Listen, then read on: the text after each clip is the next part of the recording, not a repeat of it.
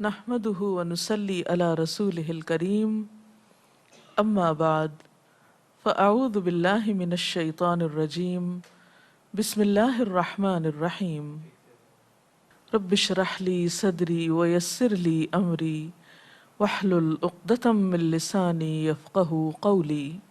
اللہ تعالیٰ کا لاکھ لاکھ شکر ہے جس نے ہمیں انسان بنایا۔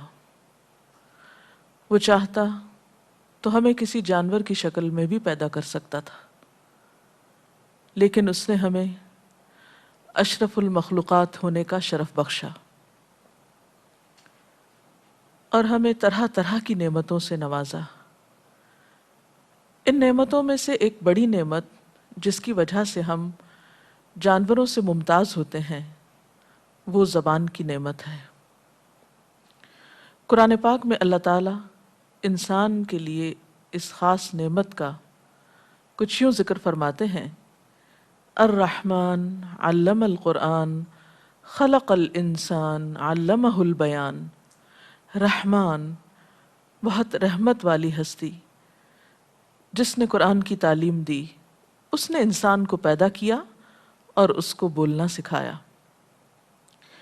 یوں تو تمام زیرو، تمام جانور کسی نہ کسی طرح اپنے جذبات کا اظہار کرتے ہیں، مختلف قسم کی آوازیں نکال کر اپنے احساسات اپنے دوسرے ہم جنسوں تک پہنچاتے ہیں، لیکن ان کی آوازوں اور انسان کی آواز میں، ان کی گفتگو اور انسان کی گفتگو میں بہت بڑا فرق ہے۔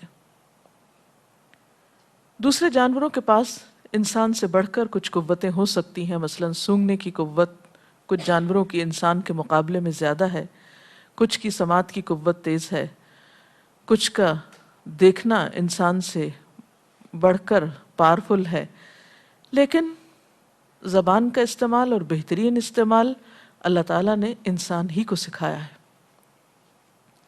اس لیے ہمیں اس نعمت کی بطور خاص قدردانی کرنی چاہیے اور اس کی حفاظت بھی۔ لہٰذا آج کی ہماری گفتگو کا موضوع ہے زبان کی حفاظت، زبان کا تزکیہ۔ نعمت جو بھی ہے، قیامت کے دن اس کے بارے میں سوال کیا جائے گا۔ قرآن پاک میں اللہ تعالیٰ فرماتے ہیں وَلَتُسْأَلُنَّ يَوْمَئِذٍ عَنِ النَّعِيمِ، اور اس روز تم سے نعمتوں کے بارے میں ضرور پوچھا جائے گا۔ تو ہم سے اس نعمت کا بھی سوال کیا جانے والا ہے کہ ہم نے اس نعمت کا کیا استعمال کیا، اس کو کس کام میں لگایا۔ ہر نعمت کے استعمال کی طرح اس نعمت کے استعمال کے بھی دو طریقے ہو سکتے ہیں، ایک اچھا طریقہ، درست طریقہ جو ہمارے لیے فائدہ مند ہو سکتا ہے، ہمیں نفع پہنچا سکتا ہے، اور دوسرا غلط طریقہ۔ لیکن جب تک انسان کو معلوم نہ ہو کہ درست کیا ہے غلط کیا ہے، اس وقت تک انسان اس نعمت سے صحیح طور پر فائدہ نہیں اٹھا سکتا۔ تو اس سلسلے میں پہلی یاد رکھنے کی بات تو یہ ہے کہ ما یلفظ من قول الا لدیہ رقیب عتید، کہ ہماری زبان سے جو لفظ بھی نکلتا ہے ایک حاضر باش نگران فوراً اس کو لکھ لیتا ہے۔ ایک اور جگہ پر قرآن پاک میں ارشاد باری تعالیٰ ہے وَإِنَّ عَلَيْكُمْ لَحَافِظِينَ كِرَامًا كَاتِبِينَ، کہ یقیناً تم پر نگرانی کرنے والے ہیں جو معزز کاتب ہیں۔ انسان جو کچھ کہتا ہے آہستہ یا زور سے یا کسی بھی زبان میں، وہ سب لکھا جاتا ہے، اور یہ لکھا ہوا قیامت کے دن صحیفوں کی شکل میں، کھلی کتاب کی شکل میں انسان کے سامنے آ جائے گا، اور اس وقت انسان کہے گا ما لہذا الکتاب لا یغادر صغیرۃ ولا کبیرۃ الا احصاها، کہ اس کتاب کو کیا ہو گیا، اس لکھے ہوئے نوشتے کو کیا ہو گیا کہ اس نے نہ تو کوئی چھوٹی بات چھوڑی اور نہ ہی کوئی بڑی بات، مگر ہر چیز کو لکھ لیا۔ بعض باتیں ہم بے دھیانی میں زبان سے نکالتے رہتے ہیں اور سمجھتے ہیں کہ ان کا شاید کچھ بھی اثر نہ ہو، نہیں، ایک ایک حرف اور ایک ایک لفظ لکھا جائے گا اور پھر تولا جائے گا، گنا جائے گا، اور اس کے مطابق جزا یا سزا بھی دی جائے گی۔ اس لیے زبان کے معاملے میں بہت ہوشیار ہونے کی اور بہت محتاط رہنے کی ضرورت ہے۔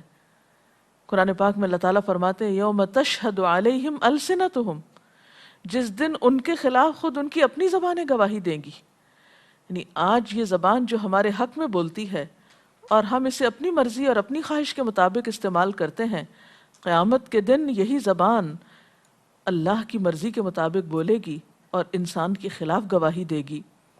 نبی صلی اللہ علیہ وسلم نے بھی فرمایا کہ اکثر لوگ اپنی زبان اور شرمگاہ کی حفاظت نہ کرنے کی وجہ سے جہنم میں جائیں گے.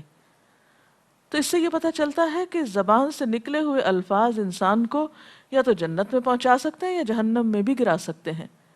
حضرت معاذ رضی اللہ تعالیٰ عنہ کی حدیث میں آتا ہے کہ اللہ کے رسول صلی اللہ علیہ وسلم نے ان سے فرمایا اے معاذ اس زبان کو بند رکھ، یعنی کم بولا کرو، یا مراد یہ کہ بلا ضرورت مت بولو. انہوں نے عرض کیا اللہ کے رسول صلی اللہ علیہ وسلم کیا زبان سے نکلی ہوئی باتوں پر بھی پوچھ ہوگی، یعنی ہماری گفتگو کا بھی حساب ہوگا؟ آپ نے فرمایا معاذ تیری ماں تجھے گم کرے، جہنم میں منہ کے بل یا ناک کے بل لوگوں کو زبان کی کٹائی کے علاوہ اور کیا چیز گرائے گی؟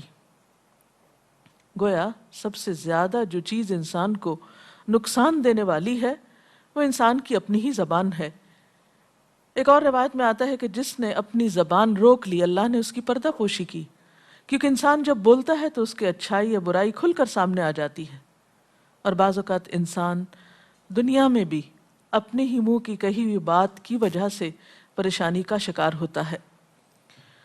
ایک اور حدیث میں آتا ہے کہ جب انسان صبح کے وقت اٹھتا ہے تو اس کے جسم کے سارے اعضاء زبان کے آگے ہاتھ جوڑتے ہیں، منت سماجت کرتے ہیں کہ ہمارے معاملے میں خدا سے ڈرو، اگر تم بگڑی یعنی تم نے غلط بیانی کی، غلط بات کہی تو ہماری بھی پکڑ ہو جائے گی، ہمیں بھی سزا بھگتنا ہوگی.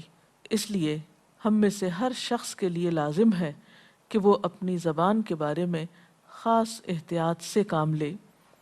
نبی صلی اللہ علیہ وسلم نے فرمایا بندہ اللہ کی رضامندی کی بات کرتا ہے اور اسے خیال بھی نہیں ہوتا کہ اس کے منہ سے کیا بات نکلی ہے، اس کی طرف اس کی توجہ بھی نہیں ہوتی، لیکن اللہ تعالیٰ اس بات کی وجہ سے اسے کئی درجے بلندی عطا فرماتا ہے. اور بندہ اللہ کی ناراضگی کی بات کر دیتا ہے جس کی طرف اس کا دھیان بھی نہیں ہوتا، یعنی بے سوچے سمجھے بول دیتا ہے کوئی بات جس سے اللہ تعالیٰ ناراض ہو جاتے ہیں، لیکن اس کی وجہ سے وہ جہنم میں جا گرتا ہے. تو اس سے یہ بات بھی پتہ چلتی ہے کہ ضروری نہیں کہ صرف ان باتوں کی پکڑ ہو جو انسان جان بوجھ کر غلط کرتا ہے. اندیشہ اس بات کا بھی ہے کہ انسان بے سوچے سمجھے بغیر دھیان دیے جو غلط باتیں کرتا ہے ان کا بھی مواخذہ ہوگا، کیونکہ قرآن پاک کی روح سے ہر بات لکھی جاتی ہے، ایک ایک لفظ لکھا جا رہا ہے. اور بات یہ ہے کہ اگرچہ یہ بات حیران کن معلوم ہوتی ہے کہ ایسا کیوں ہے، آخر منہ سے نکلے ہوئے الفاظ کی اتنی اہمیت کیوں ہے کہ وہ انسان کو یا تو کسی بلند مقام پہ پہنچائیں یا اس کو ذلت اور رسوائی کے گڑھوں میں گرائیں. تو بات یہ ہے کہ انسان جو کچھ بولتا ہے دراصل وہ اس کی شخصیت کا آئینہ دار ہوتا ہے، اس کی سوچ، اس کے خیالات کا نچوڑ ہوتا ہے، وہ اس کی شخصیت کو نمایاں کرتا ہے. گویا انسان کے سارے اعمال کا نچوڑ یا خلاصہ اس کی گفتگو میں ہوتا ہے. عام طور پر جو کچھ ہم سوچتے ہیں وہی بولتے ہیں، یا جو کچھ ہم کرتے ہیں وہی بولتے ہیں. تو سوچ اور عمل یا فعل کے درمیان میں قول یا بول جو ہے وہ بہت بنیادی حیثیت رکھتا ہے. اس لیے انسان کو اپنے خیالات اور اپنے اعمال پر بھی نظر کی ضرورت ہے تاکہ انسان صحیح گفتگو کرے. قرآن پاک میں مختلف انداز سے لوگوں کو اپنی گفتگو درست کرنے کا حکم دیا گیا. کہیں کہا گیا قولوا للناس حسنا، لوگوں سے اچھی بات کہنا. کہیں کہا گیا قولوا قولا سدیدا، لوگوں سے درست بات کہو. کہیں قولا معروفہ کی بات کی گئی، کہیں قولا لینا کی بات کی گئی کہ بھلی بات کرو، نرمی سے بات کرو، کیونکہ یہ زبان انسان کو یا تو کامیابی کی راہ پہ ڈالتی ہے یا پھر ذلیل و رسوا کرتی ہے. آئیے دیکھتے ہیں کہ ہم کن لوگوں سے گفتگو کرتے ہیں اور اس گفتگو میں کیا کیا چیزیں شامل ہوتی ہیں. عموماً ہم 3 طرح کے لوگوں سے معاملہ کرتے ہیں: اپنے سے بڑوں سے، اپنے برابر والوں سے اور اپنے سے چھوٹے لوگوں سے. جب ہم بڑوں سے بات کرتے ہیں تو کچھ محتاط ہو کر ہی کرتے ہیں، برابر والوں سے ویسی کرتے ہیں جیسے وہ ہم سے کرتے ہیں، لیکن امتحان ہوتا ہے جب ہم اپنے سے چھوٹوں سے بات کرتے ہیں، خواہ وہ چھوٹے عمر میں چھوٹے ہوں یا مقام اور مرتبے میں ہوں یا مالی حیثیت میں چھوٹے ہوں۔ یہاں آ کر انسان کا سخت امتحان ہوتا ہے کہ انسان کا اصل اخلاق اور اصل کردار اور رویہ کیا ہے۔ اب اگر اپنی گفتگو کا جائزہ لینا ہو کہ ہم کس قسم کی گفتگو کرتے ہیں، بھلی یا بری، تو اس وقت اپنا حساب کیا کیجئے جب آپ اپنے سے چھوٹوں کے ساتھ بات کر رہے ہوتے ہیں، کہ اس وقت آپ کا طریقہ کیا ہے، کیا اس میں کہیں کوئی تحقیر کا پہلو تو نہیں، کہیں ڈانٹ ڈپٹ کا پہلو تو غالب نہیں، کہیں بد اخلاقی کا عنصر تو اس میں شامل نہیں۔ اس لیے وقتاً فوقتاً اپنا حساب خود لیتے رہنے کی ضرورت ہے تاکہ ہم اپنی اصلاح اور تزکیے کا کام کر سکیں۔ اب ایک اہم چیز یہ ہے کہ پھر گفتگو کیا ہو۔ یہاں آ کر ہم چند ایسی باتیں ڈسکس کرتے ہیں کہ جن کی طرف توجہ کر کے ہم اپنی گفتگو کو بہتر بنا سکتے ہیں۔ اس میں سب سے پہلی بات تو یہ ہے کہ ہماری گفتگو با مقصد ہونی چاہیے، لا یعنی بیکار اور بات برائے بات نہیں ہونی چاہیے، بلکہ بولنا اس وقت چاہیے جب واقعی ضرورت ہو اور اس گفتگو سے کچھ نتیجہ بھی نکلتا ہو۔ اللہ تعالیٰ کو 3 چیزیں سخت ناپسند ہیں: بے مقصد گفتگو، مال کو ضائع کرنا اور غیر ضروری سوالات۔ لہٰذا ان تینوں چیزوں سے بچنے کی ضرورت ہے، اور خاص طور پر بے معنی بے مقصد گفتگو۔ بے مقصد گفتگو میں مثلاً کیا چیز آتی ہے؟ بلا وجہ لوگوں کو ڈسکس کرتے رہنا، مختلف واقعات کو بار بار دہراتے رہنا، بلا ضرورت تبصرے کرنا۔ لہٰذا ایسی تمام گفتگوؤں سے پرہیز کی ضرورت ہے کہ جس میں انسان کی گفتگو محض اس کے وقت کا ضیاع ہو۔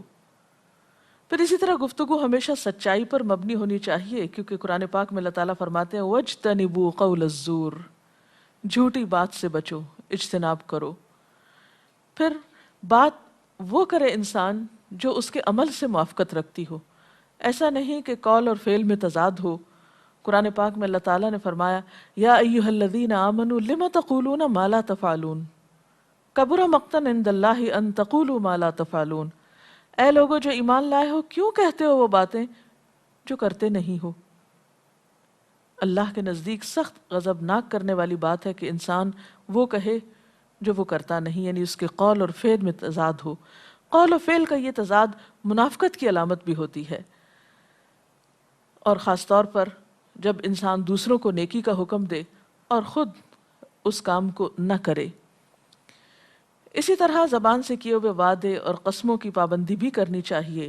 پھر یہ کہ نیکی اور بھلائی کی بات کرنی چاہیے، کیونکہ نیکی کی بات کرنا، اچھی بات کرنا بھی صدقہ ہے۔ حدیث پاک میں آتا ہے الکلمۃ الطیبۃ صدقہ، پاکیزہ بات صدقہ ہے۔ کسی کو اچھا مشورہ دینا، کسی کو اچھی نصیحت کرنا، کسی کی خیرخواہی کی بات کرنا، کسی کو انکریج کرنا، دل جوئی کرنا، کسی غم زدہ کا غم بھلانا، کسی دکھی کا دکھ دور کرنا، یہ تمام چیزیں صدقے میں شمار ہوتی ہیں۔ حدیث پاک میں آتا ہے نبی صلی اللہ علیہ وسلم نے فرمایا جو شخص اللہ اور یوم آخرت پر ایمان رکھتا ہے اسے چاہیے کہ صرف اچھی بات زبان سے نکالے ورنہ خاموش رہے۔ یعنی اگر آپ سمجھتے ہیں کہ کوئی بات کام کی نہیں یا درست نہیں تو اس سے بہتر ہے کہ انسان پھر خاموش ہی رہے۔ پھر اسی طرح معقول بات کرنی چاہیے، لوگوں سے سیدھی طرح بات کرنی چاہیے، جیسے قرآن پاک میں فرمایا گیا کہ قولوا قولا سدیدا، درست بات کرو، سیدھی بات کرو، اسٹریٹ فارورڈ ہونا چاہیے بات میں۔ زو مانی باتیں کرنا، لگی لپٹی باتیں کرنا، تانے دینا، ایسا رویہ اختیار کرنا جس سے دوسرے کو تکلیف پہنچے، یہ سب ناپسندیدہ باتوں میں سے ہے۔ اسی طرح لوگوں سے اس طریقے پہ بات کرنی چاہیے جو بات ان کی سمجھ میں آنے والی ہو۔ نبی صلی اللہ علیہ وسلم نے فرمایا یسروا ولا تعسروا، بشروا ولا تنفروا، لوگوں کے لیے آسانی پیدا کرو، مشکل پیدا نہ کرو، انہیں خوشخبری سناؤ اور انہیں نفرت نہ دلایا کرو۔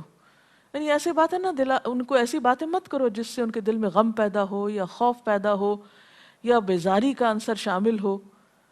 ایسی بات کرنی چاہیے کہ جس سے دوسرے کی دل جوئی ہو، اس کا حوصلہ اور اس کی ہمت بڑھیں اور وہ خیر اور بھلائی کے کاموں میں آگے آئے۔ اگر ہمارا مخاطب کوئی برا انسان بھی ہے تو بھی ہمیں اس بات کا حق نہیں کہ ہم برائی پر اتریں یا غلط انداز میں بات کریں۔ مثلا فرعون کے پاس جب حضرت موسیٰ اور ہارون علیہ السلام کو بھیجا گیا تو اللہ تعالیٰ نے بطور خاص نصیحت فرمائی فَقُولَا لَهُ قَوْلًا لَيِّنًا لَعَلَّهُ يَتَذَكَّرُ أَوْ يَخْشَىٰ، کہ دونوں جاؤ اس کے پاس اور اس سے نرمی سے بات کرو۔ اب فرعون جیسا متکبر شخص، لیکن اس سے گفتگو کیسے کرو؟ نرمی سے بات کرو۔ ہو سکتا ہے وہ نصیحت پکڑے اور ہو سکتا ہے وہ اللہ سے ڈرے۔ اور خاص طور پر جو دین کی تبلیغ کرنے والے اور مبلغین ہیں انہیں نرم انداز میں گفتگو کرنے کی ضرورت ہے تاکہ دوسروں تک آسانی سے بات پہنچائی جا سکے۔ پھر اسی طرح اگر مخاطب عمر میں بڑا ہے تو عزت اور احترام غالب رہنا چاہیے۔